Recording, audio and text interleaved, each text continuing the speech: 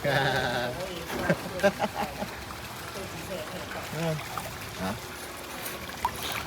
Galing.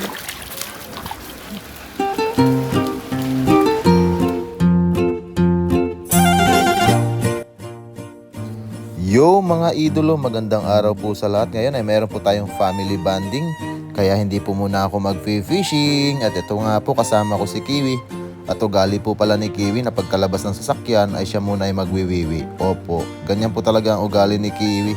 Mag-swimming po kasi siya eh. Baka naman, oops, ang ganda ng salbabidang nakita ko. At ang ganda rin ata ng mga aso ni ate. Focus lang kay Kasyokoy mga idolo.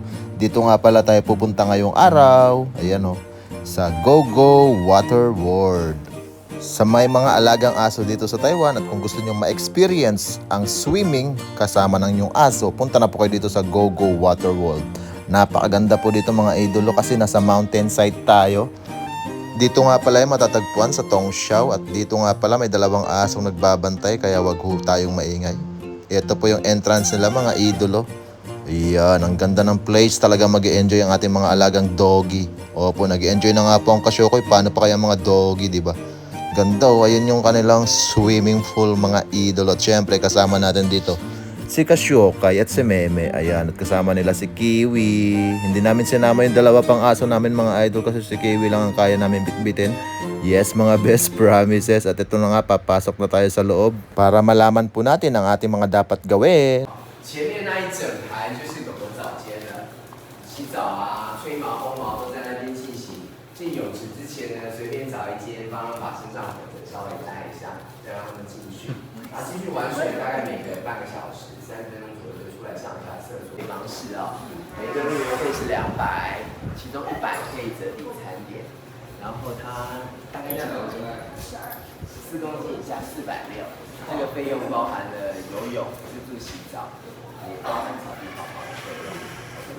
At dahil first time nga po ni Kiwi, kailangan niya daw magsuot ng ganito, yung life vest nila. Opo, may bayad din po ito pero isusoli mo rin pagkatapos. At ayun na nga, pinapaliguan na ni Meme si Kiwi. Kasi kailangan daw po bago mag-swimming, maligo muna yung aso para matanggal ang mga kagid-kagid, germs at kung ano pang mga nakakapit sa kanyang katawan. Yes mga best promises, ayan na.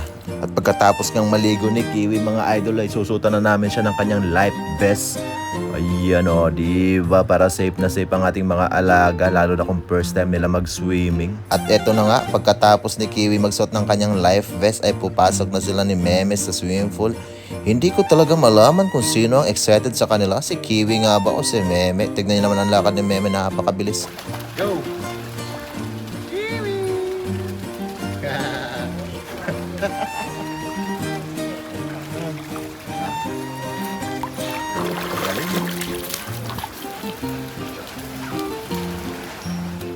At yun nga pang pinakauna-unahang first time talaga na nakita ko nag-swimming si Kiwi mga idolo.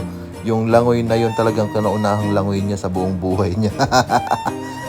Pinagkakaguluhan nga po si Kiwi dito mga idol kasi lahat ng mga tao linalapitan niya, pati mga aso mga idolo. Ayun siya, ang kulit-kulit, takbo ng takbo. Walang kapaguran yan mga idol. Parang yung amo niya na si Kasyokoy. At syempre, hindi pwedeng si Kiwi lang nag-enjoy. Dapat ang Kasyokoy din.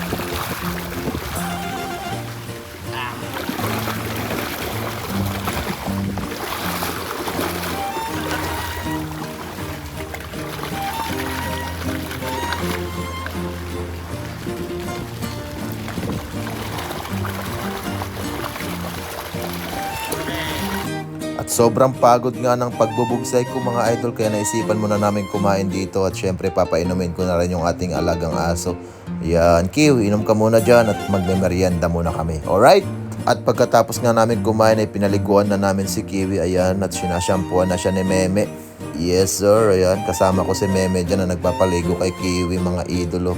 At syempre pagkatapos niyang maligo kailangan niya ng tuyuin mga idol. Ayan, tinutuyo ko na si Kiwi dito mga idol. Gagamitan din natin siya ng blower nila rito. Ayan. Para magamit pala yung blower nila, kailangan lang natin maghulog ng 10 NT. At sa pagkakataong nga ito ay i-blower na natin yung buhok ni Kiwi. Medyo mahirap kasi patuyuin yung buhok ni Kiwi dahil ang dami niyang coated sa katawan mga idol. Hey, coated! Ano yun? At syempre, bago matapos ang video na to mga idol, papakitaan kayo ni Kiwi. Papakitang gilas po siya sa inyo. Papakitaan po kayo ng napakalupit na tricks mga idol. Bihira nyo lang makikita yung ganitong tricks sa talambuhay ng mga aso. Ayan o. Oh ha? Oh, wow. Quality. Salamat po sa inyong panonood. God bless you all.